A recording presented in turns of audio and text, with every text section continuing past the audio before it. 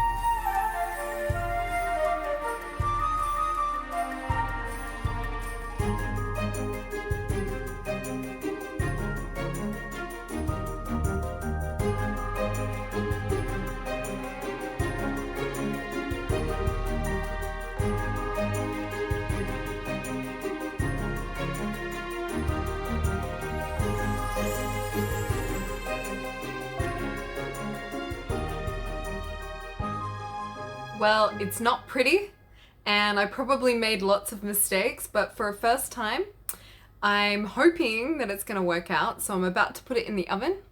I've twisted the sides.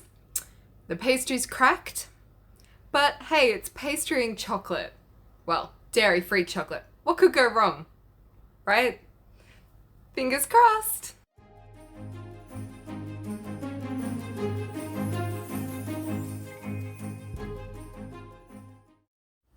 Okay, the moment of truth is my Christmas tree done. So, as you can see in this next image, I do believe the pastry is cooked to the point where it's probably a little overcooked and a bit crispy, but the chocolate went everywhere. So, lesson learned.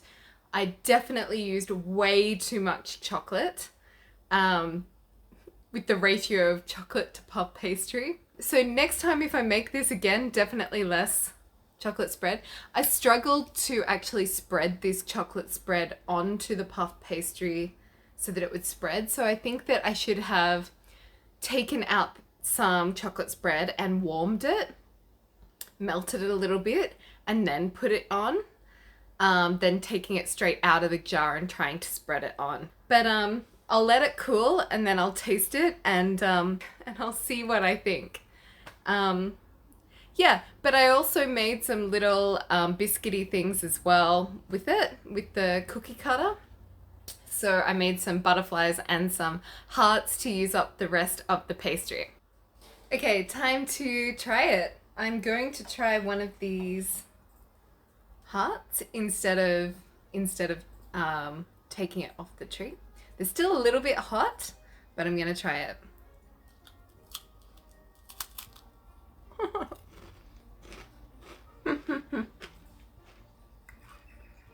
So I definitely overcooked these. These are a little bit crispy, but I'm sure with a little bit of custard, they'll taste good. So with some custard.